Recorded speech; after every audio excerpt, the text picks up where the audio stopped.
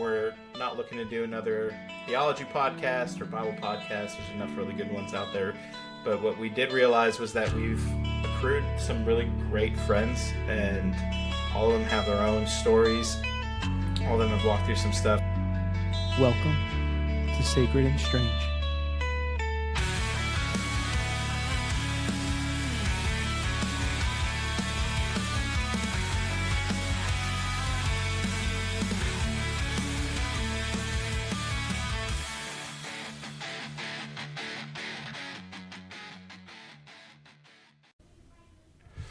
All right, welcome. This is our sort of intro episode to Stranger. I almost said Stranger Than Fiction. It's Sacred and Strange. That's the name of the podcast. And we wanted to jump on here. My name is Jay. I'm Erinn. We are also known as the Urenas. We are the leaders of the Porch Missional community here in Riverhead, New York, which Sacred and Strange is the podcast of. And we wanted to just record a little something and introduce ourselves, introduce what we do at the Porch, and introduce a bit of what this podcast is going to be. We're not looking to do another theology podcast or Bible podcast. There's enough really good ones out there. But what we did realize was that we've accrued some really great friends, and all of them have their own stories.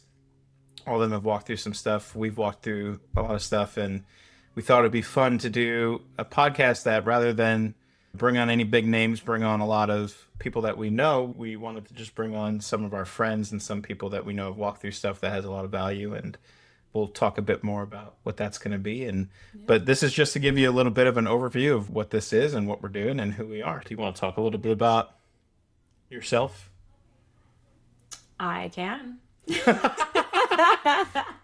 As Jay and I already introduced ourselves, my name is Erinn. So I'm originally from Canada, born and raised Canadian right here, Prairie Girl, and moved around once I turned 18, 19, probably. I started moving. I went to a couple of different ministry schools, one of which is where Jay and I met 14 years ago now. Come next month. Yeah, in 2 weeks. In 2 weeks, it'll be 14 years, which is where we met. Do you want to let them know what the first thing you said to me was? The Yeah. very first words you said to me. The very first words? The very first words. Yeah, it was that you're not my type and I would never date you. Yeah. Eating those words? No. Still, 14 years still later. stings. I still feel it. It still hurts. So there's an entire backstory to that. And maybe that's another episode for another time. We can talk about relationships and pursuit and perseverance. Yeah. Keep it coming. And Keep it coming. inner healing and emotions. There we go. And all of the things that we love to talk about. But yeah, that's a good little, what do you call it? Like a good little nugget of how we began and how we met. So yeah, we met in a ministry school. We knew within a couple months or less-ish that we wanted to spend the rest of our lives together. We had the same ultimate like vision and calling and dream goals really for our lives, and so just bringing them together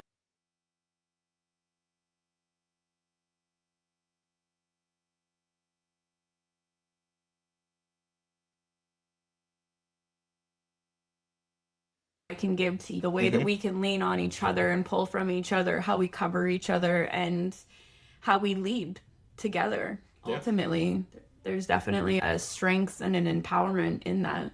Yeah.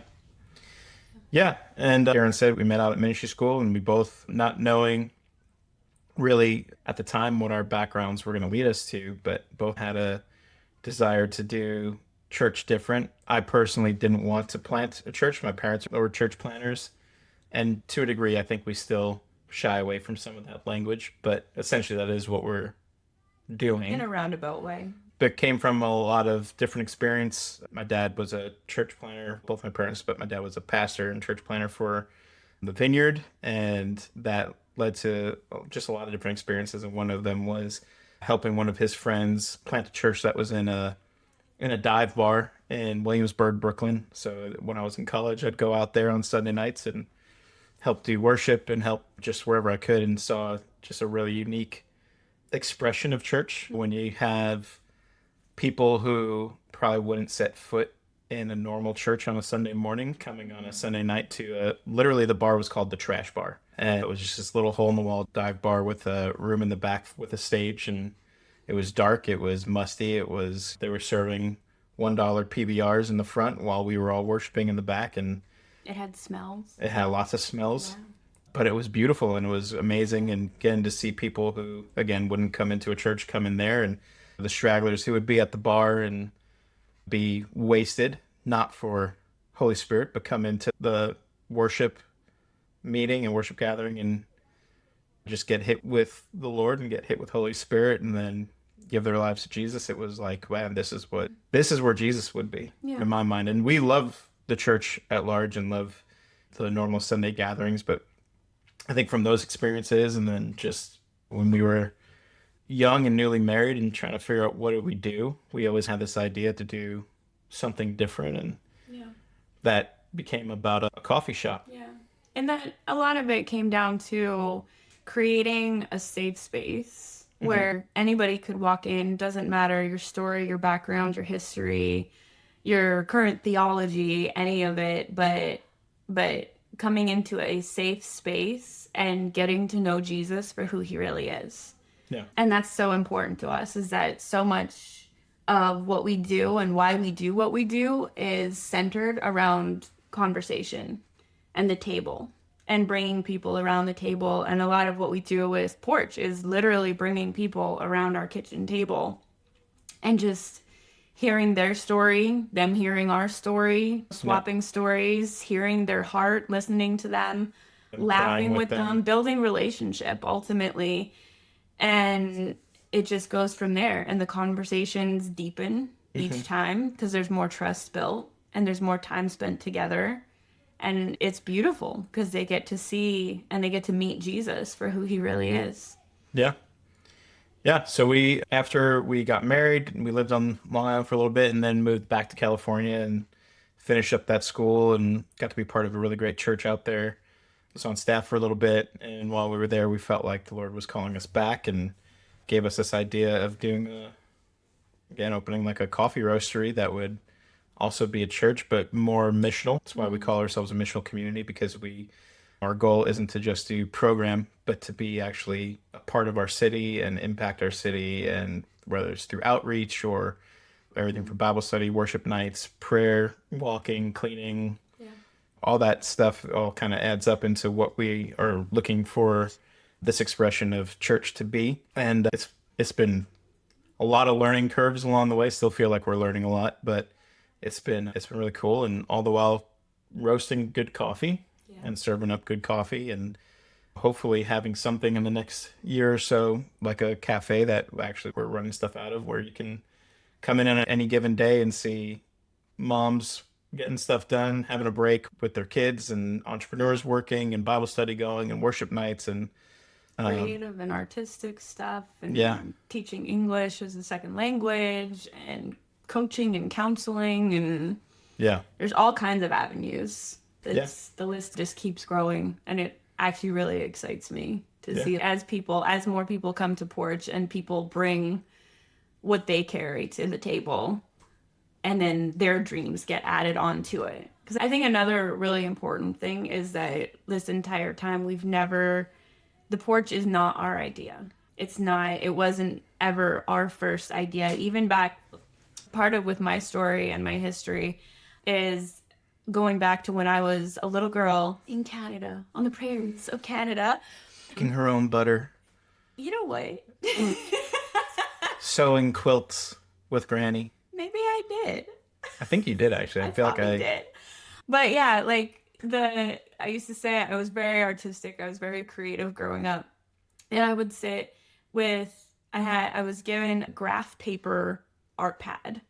And I thought graph paper was just the coolest thing ever because they could do so much with it. And I remember I would spend hours sketching out blueprints of a coffee shop, and of this coffee shop that I wanted to own one day, of a place where people could gather, where people felt safe, where there was like one long table and then lots of other tables like on staggered and everything. But there's also side rooms, but there's also like a whole long coffee bar and everything. Huge wall, like entire wall bookshelf. And I would literally map out blueprints of this coffee shop that I had this vision for, not realizing that one day that's exactly what we would be building. But even back then, I remember realizing this was bigger than me. And that's something that we also recognize, is this is bigger than us. And it was never our dream. It was never just my dream. This was God's dream first, that he's entrusted to us. And then the friends and the leaders and the people that come alongside us and run, they choose to run alongside with us, and they all play a part, as I mentioned, in bringing their dreams, bringing their strengths, their gifts, their talents to the table as well, and what they would like to see be part of it as well. Yeah. Yeah, and I think a big part of our journey's been finding community. We walked through a lot of seasons where, we did it. That was a struggle, but learning to find and pull in community, whether you're all together in one actual space or you're abroad, but leaning into those relationships. And that's been just a huge part of our story. And I don't know how we would have survived without it. And so when we were thinking about starting up a podcast for the Porch, we actually had a podcast before that was more biblically driven and more, not that this isn't anyone who heard that and instantly went heretic. No, that's not what I'm saying. I'm saying the podcast was literally like we just talked Bible stuff. So when we were looking at where we at in this season of Porch, and if we were going to do something creative as an outlet to share who we are, what do we want to do? Do we want to do another Bible thing where we've built a pretty broad, widespread community? Why don't we do something where we're pulling on those people and doing what we would do on at one of our normal gatherings, sit at a table and talk about our story and talk about what the Lord's done, and everything from really deep, kind of heavy stuff to talking about just the weird, nerdy stuff. I'm a huge nerd. I like talking Lord of the Rings and Star Wars and Bigfoot and Bible and all that sort of stuff. And so it was this thing of really what we want to talk about is life. And so that's where the name came from, of Sacred and Strange. Life is sacred and it's strange sometimes. And we wanted to hear people's stories and all the sacred and strange in between, what's made them and brought them to where they are now. This is going to be built around that. We will have lots of different people coming from lots of different backgrounds. Our first few episodes, I'm literally talking to basically all my roommates from when we were in ministry school, some of our team members, some really trusted friends that have gone through a lot of stuff and have come out the other side more seasoned, walking with a limp maybe, but more seasoned, more in love with Jesus. And I think they're going to be really good stories. Our hope behind it is just that if just one story connects with someone and helps them fall more in love with Jesus, then that's the whole point of anything that we do with Porch and podcasts. This podcast is just an extension of that. Yeah. If it gives you even an inkling of hope, if it speaks truth, this is our prayer, is that your faith would be encouraged, that it would be even challenged, so that you would go deeper in your walk with Jesus, that you would come to know his truth. That could be a whole podcast too, right there. But yeah, that you would come to know his truth, that you would feel his hope, that you would feel the covering of his love. Yeah, even as Jay said, like these different friends that we're going to be having conversations with, and he's going to be having conversations with, are very, they come from all walks of life with all very different stories and different backgrounds, but to see where they came from and to see what they've walked through and where they are now, and how much they love Jesus, how sold out they are for Jesus. And to just, one of the recurring things is his faithfulness and his goodness. And for many of them, it was a challenge, even in the most heartbreaking of seasons or the hardest of years or whatever it might be. It's a challenge to constantly turn to Jesus, and yet they chose to do that. And these are just normal everyday people. These aren't quote unquote big names. These aren't, people who you're like, well, of course they would. These are normal, everyday people that we just happen to be friends with, that we just happen to have a relationship with, and we're just having these conversations. And we walked with them, and we've seen them go through these seasons so well. Yeah. And so each episode, I think you'll find that there's common threads of whether it's going through something traumatic or having to make a hard choice or just Working through their own just life. stuff. Yeah. And the common thread of that is Jesus and how they've come through the other side. And but with that too, they are really unique. And again, our hope is that connect with even just one person out there who maybe walked through something similar or are walking through something similar, and this gives you language or this gives you hope or any of that stuff. So with it are other pieces that it would create some connection, create some conversations of your own, create a space for you to pause and process, and where we would even be available to you too, of if it connected and there's a way for us to walk with you. Like, this is all about us coming to the table. Yeah. That's one of the things we like to say at the Porch is build a big table.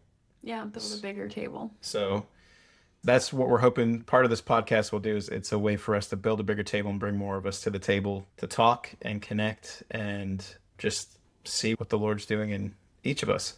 So, yeah. Do you have anything you want to add to that? I don't think so. No. With that, we're going to have the first few episodes. If this is up, then at least one other episode is up as well. And we're going to be releasing one episode a week. We'll see where it goes, and hopefully it lands for some of you and creates a bigger conversation. Thanks for listening to this and getting an idea of what we're doing. And hopefully it sparks your interest, and hopefully we get to talk soon. Yeah.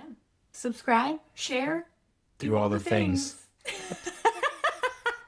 We definitely didn't plan that. No, really, we didn't plan that. That's amazing. We love you guys, and let's talk.